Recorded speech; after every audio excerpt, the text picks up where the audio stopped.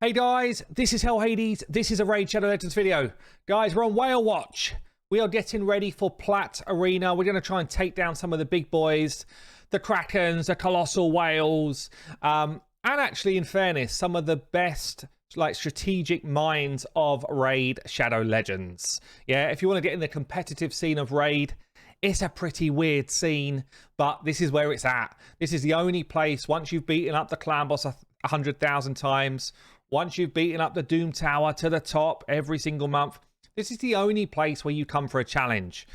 So I have been building out a bunch of my champions, getting myself ready for Plat.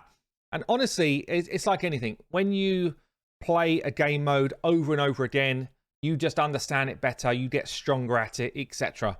I've been out of the kind of push scene, the Plat push scene, for a couple of months, which means I'm rusty. I don't know all of the meta defenses that I'm going to face. I don't know all of the kind of meta offenses that I need to beat those defenses.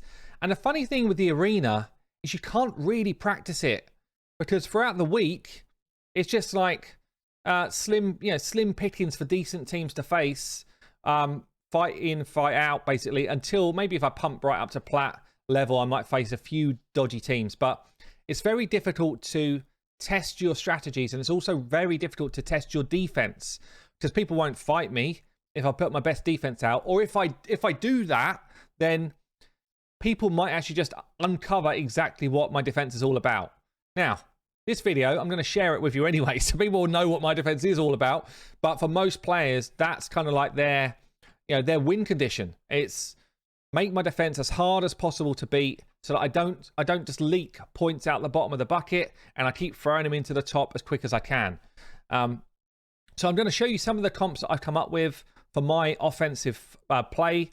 Please, if I've got any of the kind of big whiz kid brains in here that see gaps in my offenses or gaps in my defense, share it in comments below. I do read the comments below, and I will definitely be reading these ones. Also, thanks. I did some work on stream last night.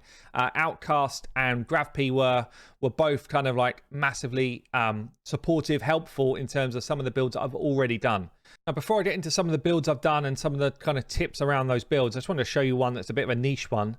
But Robar got a speed buff recently, which means, and he got a buff in terms of other debuffs can set him up, which makes him super viable now as your damage dealer. So you see here, we've got Morley thrown out a provoke. Sometimes you can get it on for 2 turns, which is like best case. And then basically comes in with the nuke. His weakness is what you've just seen there, Duchess. And there's a lot of Duchess defense-based teams in Plat Arena, which is why, honestly, he's probably going to be pretty useless for Plat. But his damage potential is obscene. And this sort of team setup here is just juicy, honestly. The nice thing about someone like a Morley or an Umbral is that they can put out a 2-turn provoke. So you could even slow down your Robar. You want the 2 turns, honestly, but you could slow down your Robar and still get the nuke away.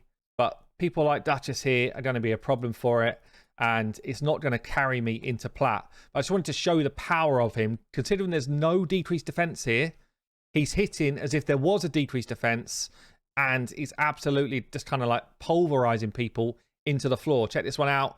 Sit down, fellas. 120k on the left-hand side there. So Robar, don't sleep on him. Absolutely awesome champion. For those that use the optimizer, we've actually got quite a cool thing. So we've added in this kind of team builder section, yeah. So I can throw in the champions that I've just used there. We've added a few extra functions here as well, like I can lock champions that I want to lock at this stage.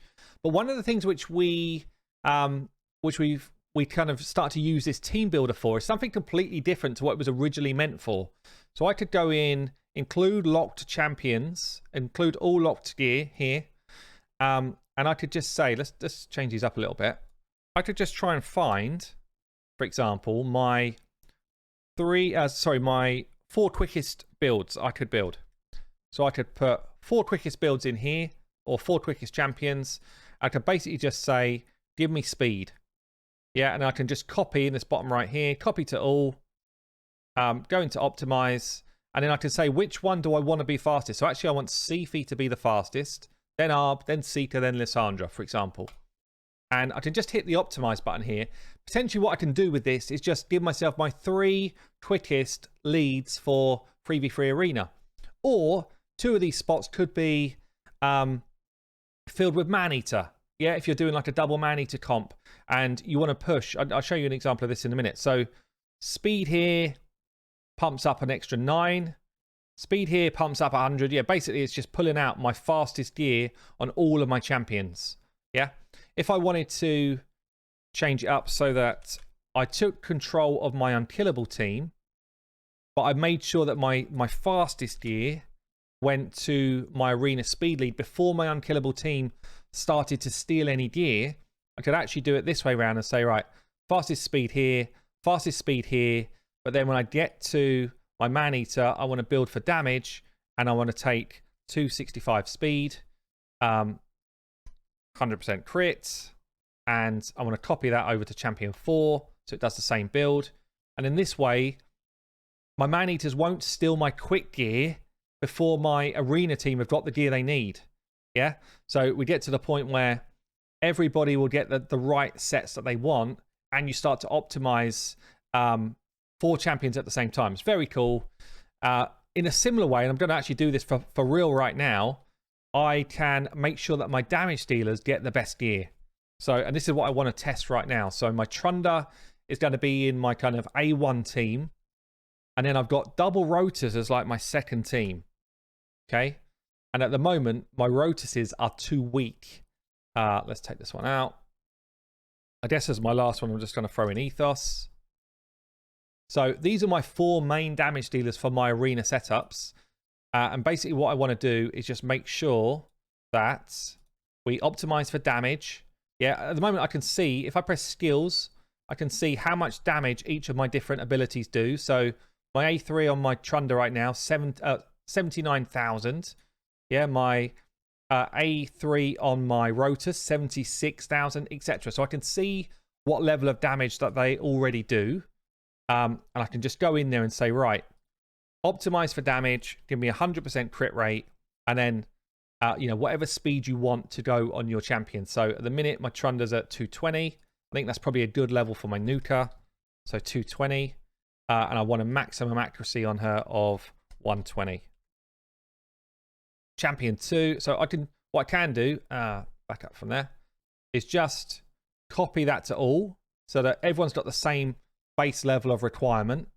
And then I can just go in there and just tweak if I want to change it up. So actually, I probably don't need quite as much speed as that on my Rotus.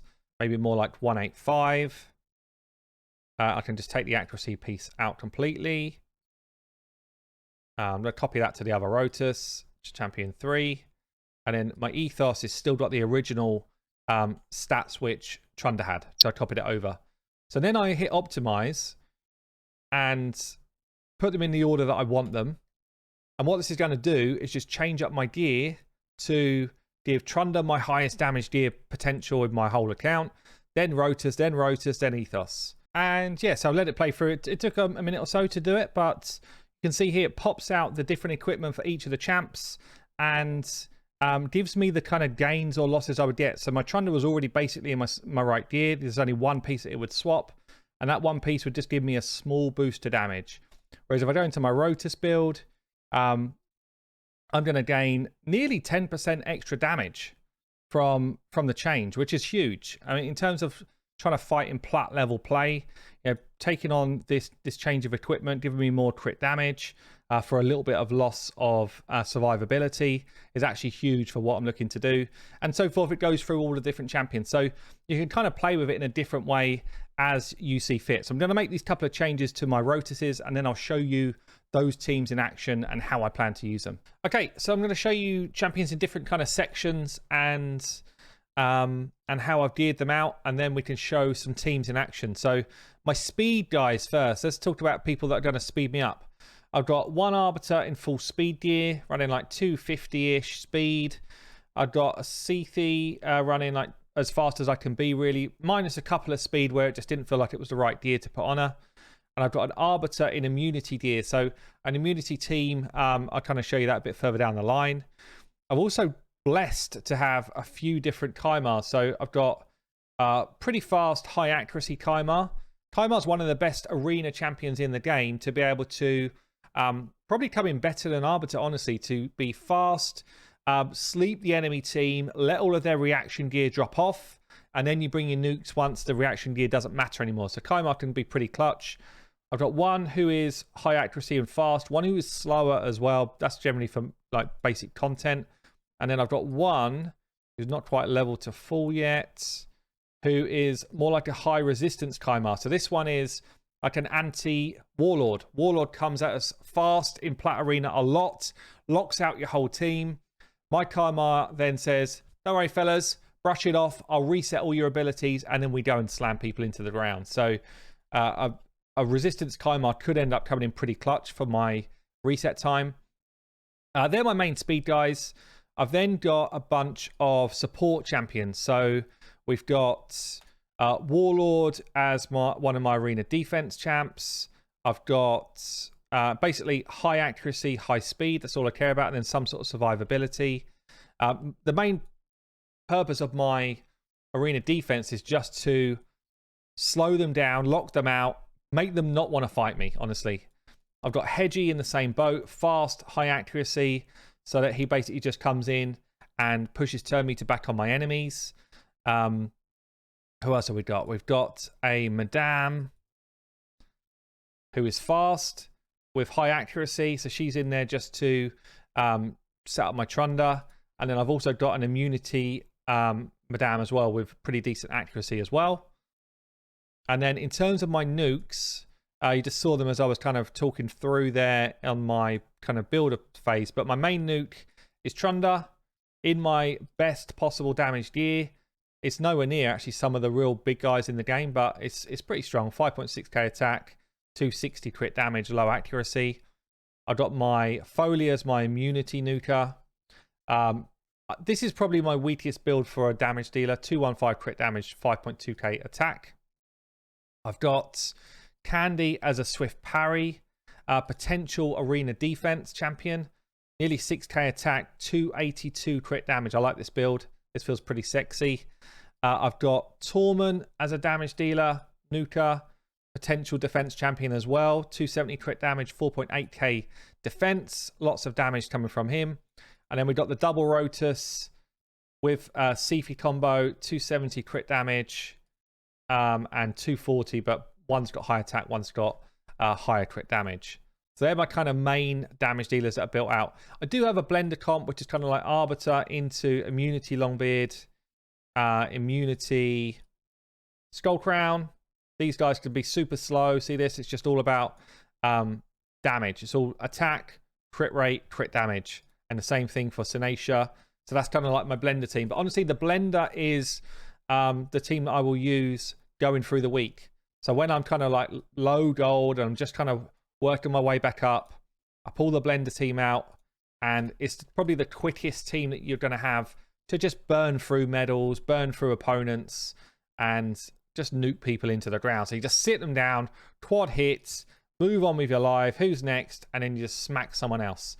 So the blender team's pretty comfortable to beat most. When we come up against somebody like this team, so this is more like a probably what I class as a standard team, really. Speed into drop defense, some support, and a nuke. This is where we've got a choice. We could either throw out the Sifi double Rotus team, and we've got a load of positive affinity there against that Duchess and the Yannicka, or my kind of what I class as my bread and butter team for Plat reset, which is just going to be speed into speed and plus attack, drop defense of the enemy, and then Trunda just does her thing and absolutely smacks people into the ground. So that is my kind of bread and butter team.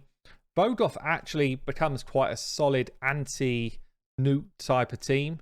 So if you see this here, big shield set, Vogoth with Brogni as well, trying to make use of that shield set. Don't worry, we'll get rid of that. But Vogoth kind of throws some heals in. So, you know, if I was struggling against a team like this, this is where I'd pull out a double Rotus and just pick them off one by one. And I can show you that team playing out now. This is a nice team to kind of pick off with a double Rotus, just because Candy's a single hitter, apart from his A1 isn't actually, in fairness, but his A2, which is what he will use first, is a single hitter, which means all I have to do is activate both of my Rotus champions to get going. Which one would I use? Probably this one, with Hedgie in the mix as well. So yeah, that should activate both of those. And then because we've got things like Unkillable here, the Rotus is just hit through that Unkillable buff. Hedgie's in there just to disrupt. So if they're faster than me, Hedgie comes in and I don't know if I got it set up right, actually. Should have A1'd. I'm not sure if he did or not. But basically, we're just biding our time, letting the Rotuses get their job done. I probably need to set up their AI so that they A3 first. I don't think they are. This is the type of stuff, when I say I'm a bit rusty, I've not played around with this type of comp that much. And that's the move I want to do first, then that one. But the thing is, all the time we're getting through the game, I'm growing in strength. So, you know, you might end up having like a 1 minute fight. Well, in Plat, that's normal. A 1 minute fight is actually not a bad amount of time to spend fighting against some of these teams. But hit through the Unkillable, that would be the same as hitting through a Swift Parry. And you kind of sit people down with that as well. It's actually quite a nasty team to face with this setup. I wonder if I had gone for this setup instead.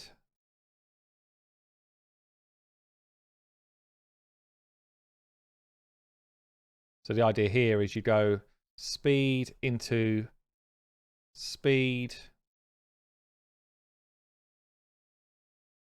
This is my high resist one.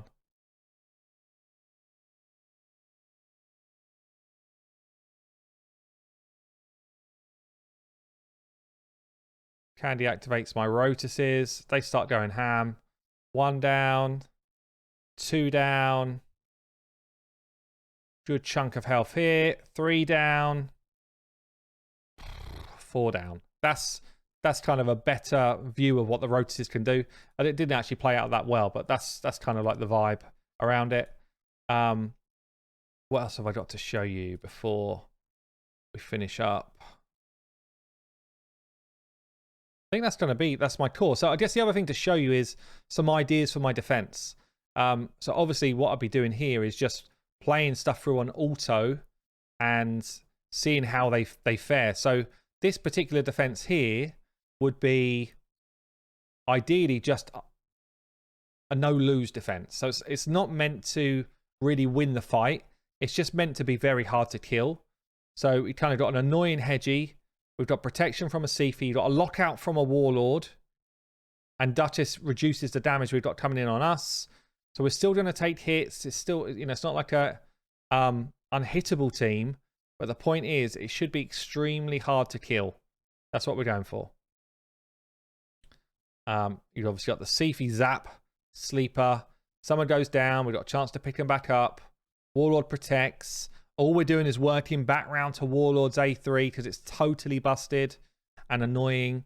And the hope is that they can't kill all of your big champions before Warlord gets back round to his A3.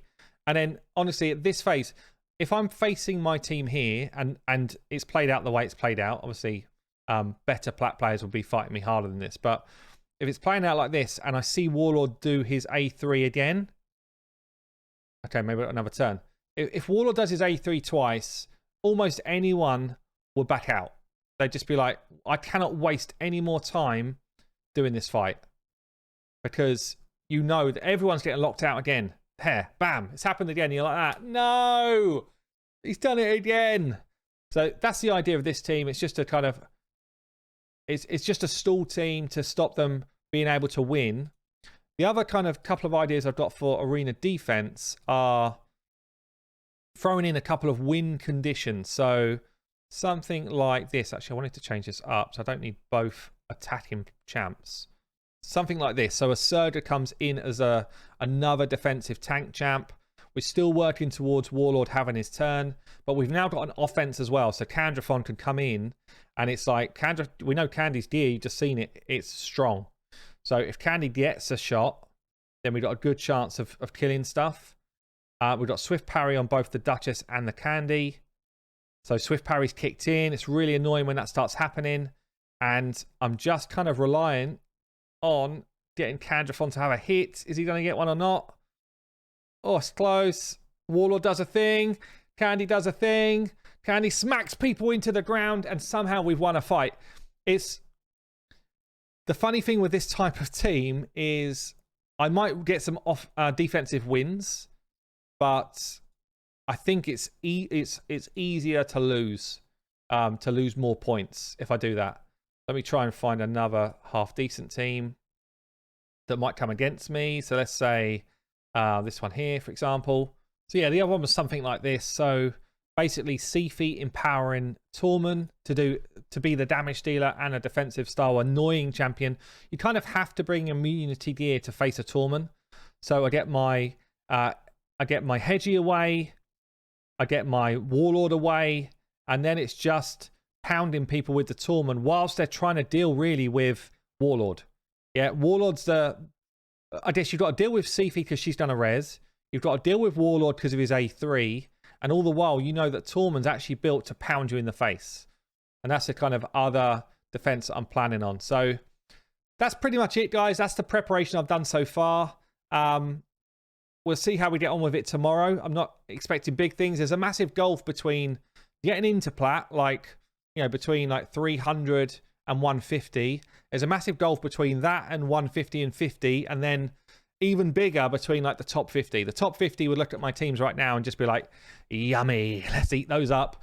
Whereas the kind of next level down might struggle against me a bit. And then the next level down from that, I might actually just pick up wins from. So it's a funny thing playing in plat because it's just so different from the rest of the game. But we shall see. We'll see. We'll have some fun with it on Monday anyway. But I've been Hell Hades. Hope you enjoyed the video. I will see you later.